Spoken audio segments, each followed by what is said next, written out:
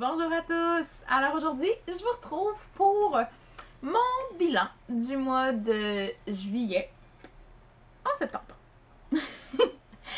Oui, bon, on s'entend que je ne pouvais pas vraiment faire mon bilan de juillet à la fin du mois de juillet. Donc c'est pour ça que je le tourne maintenant. Je tenais quand même à vous updater sur, sur mes lectures, les quelques petites lectures que j'ai faites en juillet. Et aussi, j'en profite pour vous montrer les quelques achats que j'avais faits en juillet aussi. Il n'y en avait pas beaucoup, donc j'ai décidé de mettre ça dans la même vidéo. Donc, on va commencer par le bilan.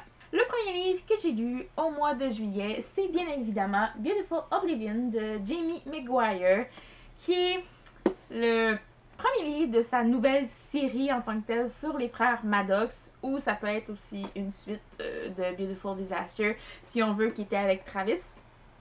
Mais je dois dire que j'ai bien aimé ce tome-là. J'ai retrouvé les personnages, l'ambiance, l'écriture de Jamie McGuire, qui est toujours aussi belle. Mais je dois dire que j'ai moins accroché aux personnages. Comment dire? Trent est bien, mais ça arrive même pas à la cheville de Travis. Sincèrement, là, je suis désolée, mais c'est ça qui est ça. J'ai tout de même mis 5 étoiles à ce livre-là sur Goodreads. 5 ou 4. Je suis même plus certaine, ça fait trop longtemps. Donc, 4, 5, vous irez voir par vous-même. Donc, j'ai mis quelques étoiles à ce livre-là quand même, parce que la fin m'a totalement prise par surprise. C'est fou là, j'en revenais pas quand j'ai lu la dernière ligne du roman. En fait, je me suis félicitée moi-même pour pas avoir lu la dernière phrase, parce que j'ai cette manie-là de lire les dernières phrases de livres avant de les lire. Si je l'avais lu, je me serais totalement gâché toute ma lecture. Donc, je suis super contente de ne pas avoir lu la dernière ligne, parce que j'ai eu la surprise à la fin, donc j'ai super hâte, en lisant cette dernière ligne-là, de lire le second tome. Voilà. Le deuxième livre que j'ai lu au mois de juillet, il s'agit de Rush de Maya Banks, qui est aussi paru en français chez Milady Romance, si je me trompe pas. Mais bon, je l'ai lu en anglais, en e-book, et puis je suis contente de ne pas avoir acheté ce livre-là, parce que, ouf, c'est une romance érotique pour adultes. Je le dis tout de suite, s'il y en a qui ne savaient pas encore, mais j'ai vraiment pas aimé, j'en ai lu des romances érotiques jusqu'à présent, mais dans ce livre-là, j'ai pas aimé l'image de la femme objet, vraiment, dans ce livre-là. J'en revenais juste pas à certaines scènes que la fille se laisse faire comme ça. Regardez, j'en revenais pas là, c'était épouvantable. J'aurais jamais accepté ça, que ce soit pour un jeu sexuel, pour le plaisir, pour qu'est-ce que vous voulez. J'aurais jamais accepté de faire ce qu'elle a fait dans ce livre-là. La romance, oui, une romance, oui, c'est bien, mais ça m'a agacé tout le long, cette image-là de la femme objet que j'aimais vraiment pas dans ce livre-là. Donc c'est pour ça que je lui ai mis seulement 2.5 sur 5. Malheureusement, ça a été une lecture un peu pénible pour moi. J'aimais bien au début, mais après ça, vers la milieu du livre, j'ai totalement décroché, puis ça a été très difficile de le finir. Voilà. Ensuite, le dernier livre que j'ai lu, je dois dire que j'ai eu beaucoup de mal à le finir en juillet. C'est même fou, un petit peu fou, là. C'est une chance que je l'ai fini en juillet, sincèrement. Parce que je l'ai commencé, il était peut-être le, je sais pas, le 6-7 juillet. Je l'ai terminé le 27 à cause de ce qui m'est arrivé au milieu du mois. Donc ça a été très difficile de me remettre à la lecture, mais j'ai quand même réussi à terminer le livre Taking a Shot de J.C. Burton, qui est en fait le 3e tome de la série Les Idoles du Stade, en français, qui est aussi sorti chez Milady. Sincèrement, j'avais adoré les premiers tomes, les 2 premiers tomes, donc c'est pour ça que je ne pouvais pas attendre la sortie des tomes en français. J'ai totalement, même si j'ai eu du mal, j'ai quand même assez dévoré ce livre-là. En tout cas, pour la première partie que j'ai lue avant mon accident, ça se lisait très vite, très bien. Je sais pas si c'est le fait d'avoir dû arrêter en plein milieu de la lecture, mais je crois que c'est le tome que j'ai préféré le moins sur les 3 jusqu'à présent. Les personnages sont attachants, la romance est bien, mais il manquait un petit quelque chose pour moi. C'était je sais pas, il manquait un petit quelque chose qui faisait que ça accotait pas les deux autres tomes.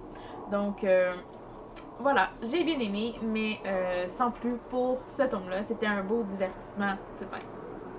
On passe à la partie IMM. Je sais que c'est la partie que vous attendiez parce que vous aimez pas tant ça, m'entendre parler de livres que j'ai lus, puis qui sont en anglais des fois, puis que vous savez pas si ça vous tente de lire, mais hey, il y a 2 livres qui sont sortis en français, puis l'autre il va sortir, c'est sûr et certain. Donc, je pense que j'ai pas fait ça pour rien ce mois-ci quand même. Donc, voilà, je vais commencer avec les livres que j'ai achetés. Je pense que celui-là, je l'ai acheté peut-être même fin du mois de juin. Je suis pas certaine. Mais bon, c'est pas grave, je vous l'ai jamais présenté, donc je vais vous le présenter.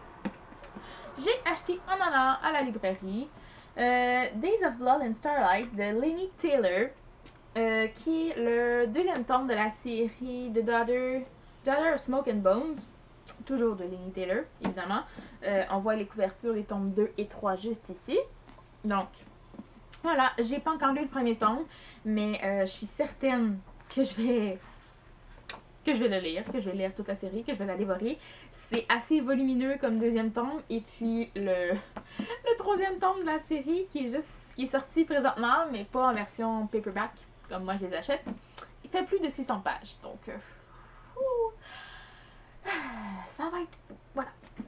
Ensuite, j'ai passé une commande sur Amazon. Et si vous me suivez depuis quelques mois, les commandes que je passe sur Amazon, souvent, c'est des livres que j'ai déjà lus. Parce que ça me permet d'économiser beaucoup. Donc, c'est un avantage à considérer. Donc, évidemment, j'ai commandé Beautiful Oblivion de Jamie Maguire, que je vous ai présenté déjà juste un petit peu avant dans cette vidéo-ci, et aussi dans une autre vidéo auparavant. Donc, il fallait absolument que j'aille ce tome-là. C'est évident, là. C'était écrit dans le ciel que j'allais acheter ce tome-là, parce que, pour moi, Jamie Maguire, c'est une auteure que je vais acheter automatiquement. Voilà. Le prochain livre que j'ai acheté, il s'agit de Anna and the French Kiss de Stephanie Perkins. Donc, je suis super contente d'avoir cette magnifique édition-là. J'étais pas fan des couvertures hardback en anglais, des premières versions de couverture. C'est pour ça que j'avais jamais lu les livres avant. Et puis, quand ils ont changé les couvertures, je sais pas, mais ça a cliqué dans ma tête. Si vous ne savez pas, si vous en souvenez pas, ou je vous le dis maintenant, ce tome-là était un coup de cœur. Je l'avais totalement adoré. Donc, je suis super contente de l'avoir à ma possession. C'est sûr aussi que je vais acheter les 2 autres tomes de la série qui sont juste ici. Donc, le 3e tome est sorti au mois d'août. Toujours juste en couverture rigide. Donc, il va falloir que j'attende que ça sorte en couverture souple. Voilà. Le dernier livre de ma commande Amazon, il s'agit de White Hot Kiss de Jennifer L. Armentrout. Évidemment, si vous me connaissez, si vous me suivez depuis le début de l'année, j'achète tout ce que cet auteur-là écrit. C'est automatique, j'achète vraiment tout. Voilà, donc j'ai le premier tome de cette nouvelle série. Dans un sens, je me dis c'est un petit peu dommage que je puisse pas le lire en version papier. Je peux pas avoir l'objet dans les mains en tant que tel, mais je peux pas m'empêcher de... Oh, il faut que je les achète. Il faut que je les achète. Ces livres, c'est plus fort que moi. Oh, je viens de voir que bonus content include. J'ai-tu lu ça? Est-ce que j'ai lu ça? Non, je pense que j'ai pas lu les petits bonus qu'il y avait à la fin. Bon, vous voyez? Ça sert à ça d'avoir la version papier. Parce qu'il l'a pas toujours dans les 5 books. Voilà. Et dernier livre que j'ai acheté, il s'agit de Les règles de l'engagement de J.C. Burton, qui est un livre que j'ai lu en anglais, que je viens juste de vous présenter, qui était ma dernière lecture du mois de juillet, mais je voulais l'acheter quand même. Il est sorti en français, donc je continue ma série en français. Je sais pas quand les autres tomes vont sortir, mais bon, c'est pas très grave. Voilà. Donc voilà, c'est tout ce que j'avais à vous présenter aujourd'hui. C'était mon bilan du mois de juillet, mon IMM du mois de juillet. Donc, j'espère que vous avez apprécié ma vidéo. Et en attendant la prochaine vidéo, je vous dis à la prochaine et bonne lecture!